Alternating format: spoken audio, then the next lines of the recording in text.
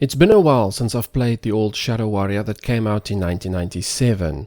I don't remember too much of it, so I won't be making any comparisons to this new one that got released in 2013. I'll start with the story, which will contain spoilers. Let's get started.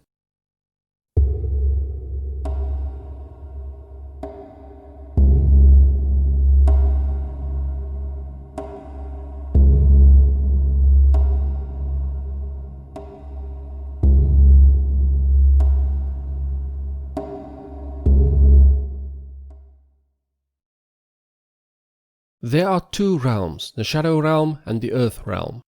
The Shadow Realm is ruled by Enra. Also in the Shadow Realm are Xing, Metu, Kotu and Hoji. They have one sister called Amiona. They are also referred to as Ancients, which are immortal. Despite that, there is one weapon that can kill them called the Nobutsurakage. Amiona's tears is what causes the Shadow Realm to have rain. Without her tears, the realm would die. However, in order to avoid being overwhelmed by her tears, they have to give her a sleeping potion every now and then. Hoji was the one responsible for creating this potion and giving it to her. He never saw her as he would leave the potion at her door. One day they also saw each other for the first time, accidentally. Hoji and Amiona ended up having an incestuous affair, which resulted in her being happy. This had the unfortunate result of her having no tears, meaning there would be no rain in the realm. Enra, the ruler of the Shadow Realm, decided to find out what was going on and stumbled upon both of them. She sided with Enra and Hoji was punished. Xing was then asked to take the potion to Amiona instead of Hoji. However, since Xing wanted to overthrow Enra and rule the Shadow Realm, he went to Hoji to ask for assistance. He wanted him to add a tiny bit of poison to the potion, just enough to let Amiona sleep longer than usual. This would force Enra to take her to the temple to find a way to revive her sooner. Here, Xing would ambush him. Hoji, on the other hand, felt betrayed by Amiona and wanted to get revenge. When Xing came to pick up the potion that was for Amiona, he was unaware that Hoji had poisoned it with a far deadlier poison than he intended. It put Amiona into an eternal slumber. Enra brought her to the temple in order to find a way to revive her. Xing made his move and came by to overthrow him, but Metu, a loyal bodyguard of Enra, defeated Xing and he was beheaded. Keep in mind that though his head was lopped off, he wasn't dead due to being an ancient.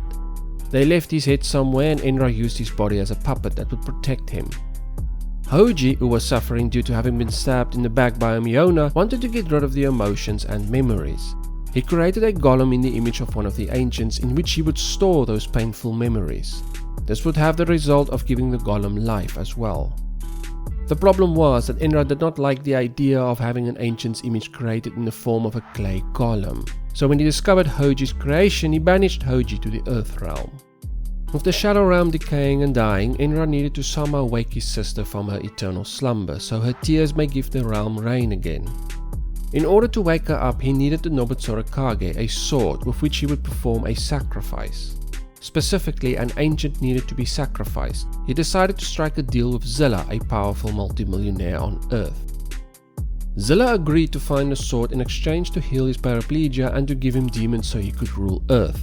Since the sword was broken into 3 pieces, his agents needed to scatter to find it. The twins went after one piece while Lo Wang went after the other. The player plays as Lo Wang. Lo Wang arrived at the place where he would buy the sword from an old man. The man refused and Lo Wang was forced to fight through a number of enemies to reach it. Unfortunately, it didn't go as planned. Lo Wang was captured. While a prisoner, Enra grew impatient with Zilla and decided to send these golems that Hoji originally created to retrieve the pieces of the sword. Since they were vulnerable, he also sent along swarms of demons to protect them. Of course, being demons, they decided to hack the local human population to pieces as well while here. The agents couldn't retrieve the sword themselves nor the demons since they can't touch it without dying and needed these golems to do so. Lo Wang eventually escaped and met Hoji. They decided to team up and find the sword pieces, though Hoji didn't reveal everything about himself. Lo Wang proceeded through the levels until he found a piece. He then eventually finds the other piece that the twins went after.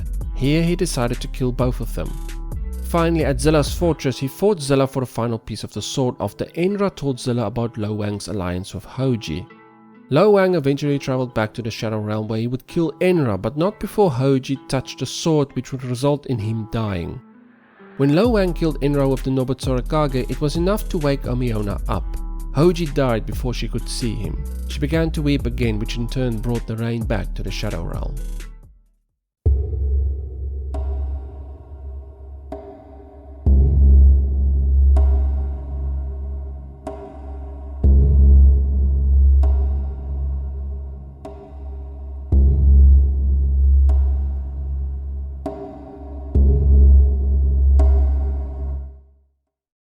There are problems I have with the story, all relating to the characters' motivations. Let's start with Lo Wang.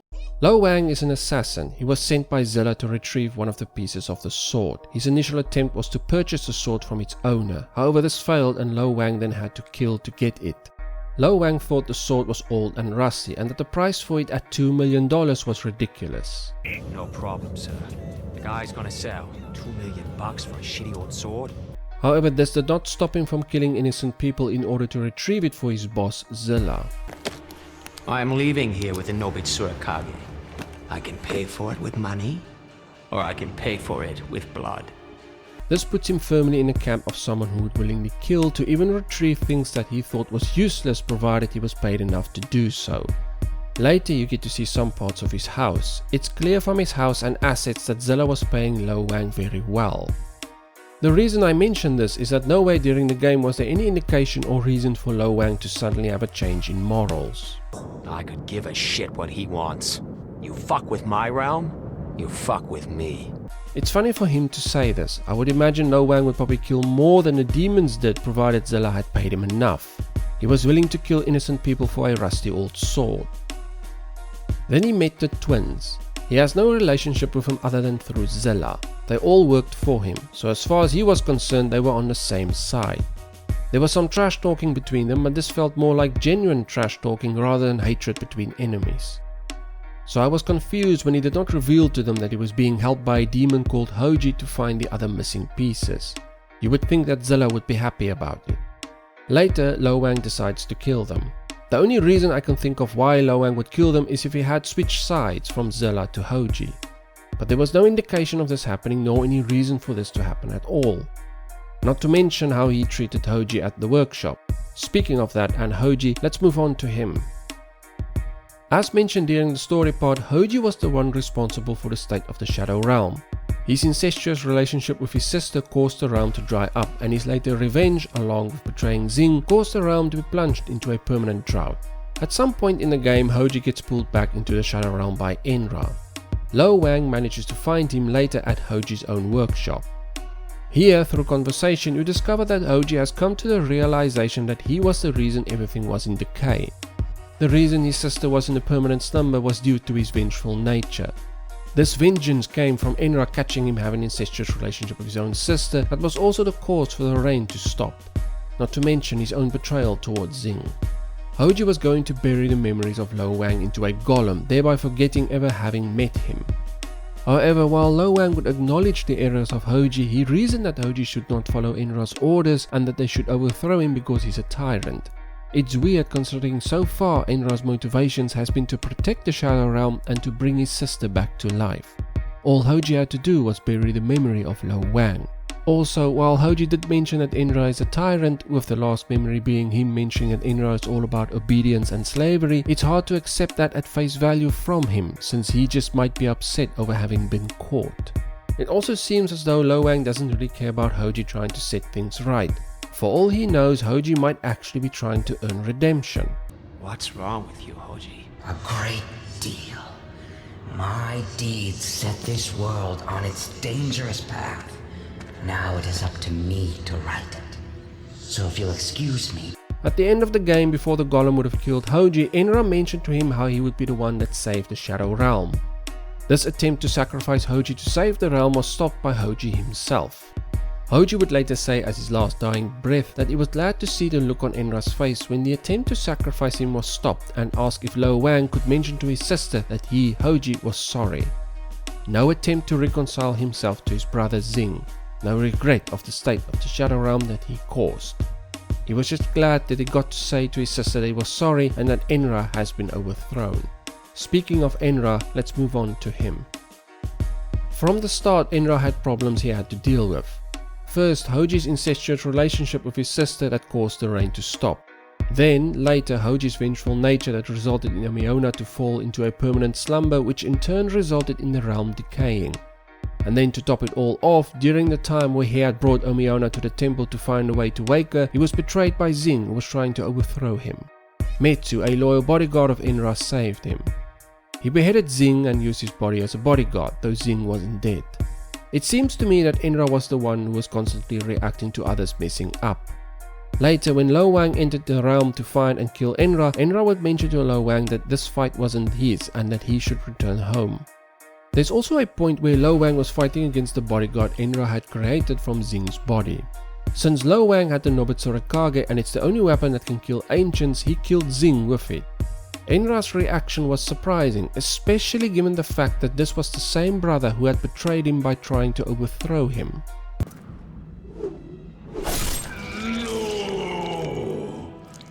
No, this cannot be, my brother.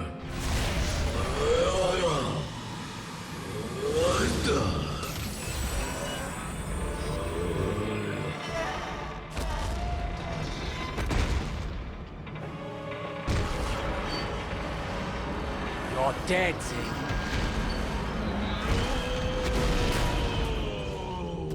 You are dead! It's obvious that Enra was shocked by his death and maybe even saddened by it, which is why it felt weird to kill Enra at the end. While I can understand some people might say that it's justified since he had thrown thousands of demons into the Earth realm which resulted in the deaths of many innocent civilians, keep in mind that the reason for doing so was desperation and not to kill civilians. His realm was dying, he needed a sword. The only thing from his realm that could carry it were golems, but they were also vulnerable, so demons were sent forth to protect them. Of course, being demons, they also killed the human population.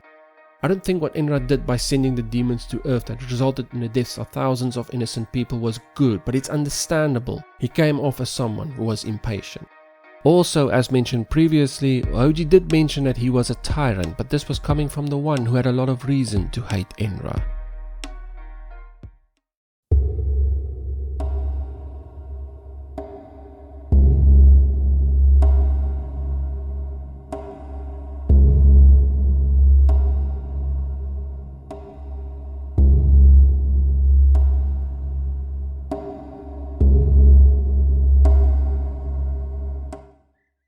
I love the lighting in this game. You'll notice that there's this dirty lens effect on screen. At first I didn't like it, but the more I saw it in game, the more I started loving it.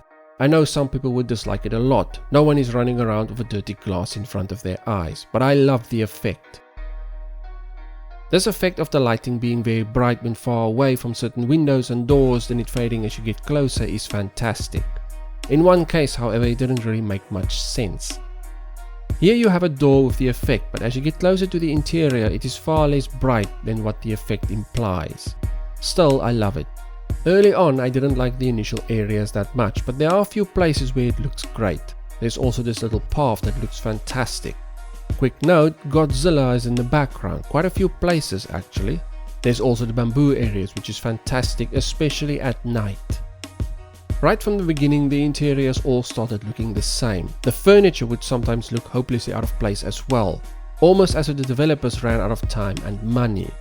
The temple was the first fantastic looking area, especially here. The gate, the moon, the 4 lit up towers in the background, I absolutely love it.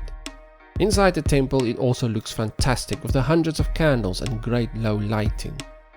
After this you get to the Shadow Realm. That was rather boring, unfortunately. Next you'll head over to Osaka's harbor. This is where the scenery and lighting gets good again. Seeing the giant cranes against the backdrop of the harbor is great. You also have a few cool scenes, the first being the ship that crashed through the docks. You also have this scene of the spinning propellers. It's scenes like this I wish there were more of. I love the way the lights used here for dramatic effect. Later the storms pick up in the harbor and you'll have thunder and rain mixed with these lights. There's this one scene where you have to cross a door to the other side. It looks fantastic and I love the rain, thunder and seas in this area. Unfortunately, later on the ship gets boring. Much like the first part of the levels being very repetitive, the levels aren't just repetitive but also empty. That's one criticism I have of the game's overall look. The close details of interiors aren't very good. Step back and the overall scene with the dramatic lighting is great, but get too close and the details start looking repetitive or boring, or in some cases out of place. After this you move once again to the Shadow Realm. Not much here except for the dramatic effect on the door that didn't make much sense. Next you'll end up at Zilla's facility. It's boring, the interiors aren't very good. I tend to look at scenery in detail, getting lost in it, but here it's just boring and overly repetitive. There's one part where you have to wear a gas mask and wander around the areas with poisonous gas in them that at least was a step in a different direction. Up to this point and still further on, the game doesn't have a lot of atmosphere. Once you reach Zilla's fortress tower, it starts again with the over-the-top scenery, and I love it. Inside it gets a bit boring, but there were a few areas I liked. I liked the areas where you were running around on the outside of the tower with the light shining in. Also in these areas you'll have moments where the dramatic lighting effect comes into play again. Some of the caves and torches look fantastic. There's just something about torches shining on snow and cave walls that makes this look great. Zilla's library was a much needed step into a different direction. Most of the time it's the same areas and furniture over and over, but here we have a library. Also the little detail of some of the shelves being empty is great, considering that Zilla is still not finished building the tower. Would make sense why some of the shelves are empty. After this you head to Hoji's workshop. It's okay, probably the most interesting scenery so far for the Shadow Realm. I noticed there were some big doors as well and wondered if they ran out of time. Perhaps this area is unfinished. You'll then head to Zilla's castle in the mountain. This is where you'll have an amazing combination of colors. The blue lanterns and red skies are great, especially with the Japanese architecture. There are some dramatic scenes here as well. And then there's the scene with the long bridge over the clouds stretching over to the structure on the other side. Fantastic, I love it. Later on the other side you'll have the same scene again as at the temple of the statue and candles. It's a nice scene. Just a quick side note, the wind is blowing up here as is evidenced by the streaks of clouds and snow, yet the candles don't seem to be affected by it.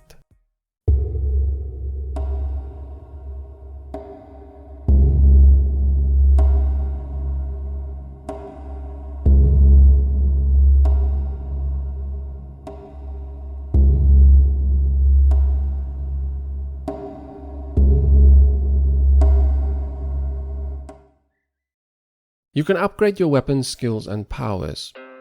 I thought the powers were okay, I would have liked them to be more instant and impactful. The healing power being somewhat slow was fine, but the rest wasn't as good or interesting as I wanted. Too little payoff. I could spend time killing enemies rather than trying to fling them on the ground or into the air. The skills were way more useful, increasing damage, finding more cash and ammunition, stamina, more health, just overall a lot more useful, though more passive. The weapons themselves were fine, apart from the sword, the guns didn't feel or sound like they had a lot of impact. The shotgun's upgraded ability allowing you to fire 4 shots at once is an exception. The sword and its abilities on the other hand were fantastic.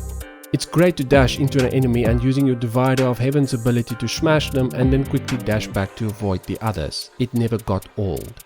The flying enemies were annoying along with these ones that drop these green balls that explode if you got too close. You have grunts that charge you and those that fling fireballs at you. You also have the bigger enemies that can attack with a wave of fireballs or pull you in closer with their grappling hooks. Then you get the enemies that can spawn skeletons or resurrect those that you've killed. It makes them a high priority. That can lead to tense fights in the beginning since you need to dodge the other stuff on the field while trying to eliminate the threat. One battle in particular was the final one. I died a few times in this fight. At one point during the fight 2 big enemies spawn that can resurrect dead enemies, and the field is already filled with other dangerous enemies. My favorite monster was the charging one. I love the sound design on this monster. Using your dash ability you can dodge out of its way when it charges you. Do it right and it can end up charging into a wall, being somewhat stunned. Its vulnerable spot is on its back. Sometimes when you dodge it, it actually does a 180, allowing it to charge you again sooner. The best fight in the game is the fight where you face off against 2 of them in a room with flashing lights. It looks and sounds fantastic. Hearing the roar while only seeing the lights initially and then seeing them charging through the lights is great. I love it. It's my favorite fight.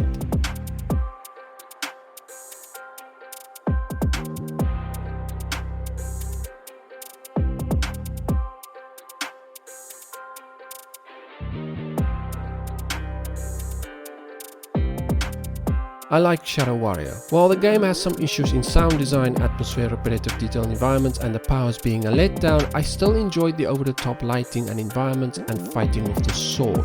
The story also has some issues, but the humor I enjoyed. I would suggest buying the game when it's on sale. And with all that said, I'll see you next time. Thanks for watching.